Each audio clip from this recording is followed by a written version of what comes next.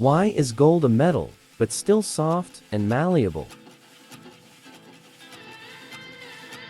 According to Mike Bullivant, a chemist at the Open University in Milton Keynes, UK, gold is the most malleable element. A 1977 study by the University of Leeds in the UK noted that gold is so malleable that it can be beaten thin enough to be used for gilding objects. First, it's important to distinguish between malleability and softness. Malleability is a measure of how much a material can be hammered into a new shape without breaking. While other metals break when hammered beyond a certain point, 28 grams of gold can be beaten into a sheet approximately 5 meters on one side, and gold leaf can be very thin, according to estimates by Jefferson Lab in Newport News, Virginia, USA. Conversely, there are many definitions of hardness and softness, depending on how material strength is tested. Based on the Mohs scale, which measures a material's resistance to scratching, the softest metal is cesium,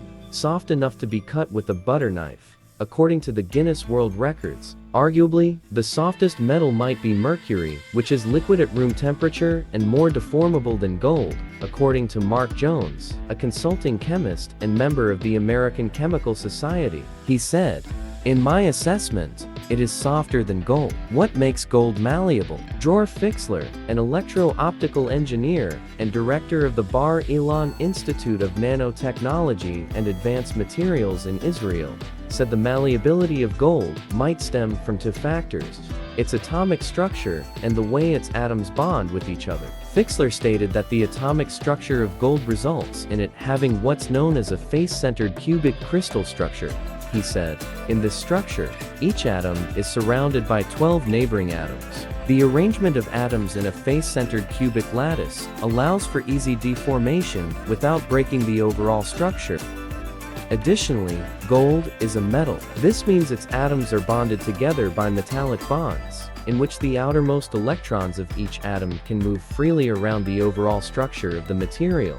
However, when asked whether these factors alone can explain gold's malleability, Dr. Fixler said, "Copper and silver have similar configurations. They bond in the same way. They are not as soft as gold." Dr. Mark Jones also stated that metals are often not a single large crystal. Instead, they are made up of small crystals called grains. The 1977 University of Leeds study suggested that the grain size in which gold forms might explain its ductility. Gold is famously unreactive with other elements. This means gold does not tarnish with oxide layers on their surfaces like silver and copper, Jones said. These oxides make copper and silver more brittle. In contrast, the absence of these oxides might help gold be more malleable than other metals.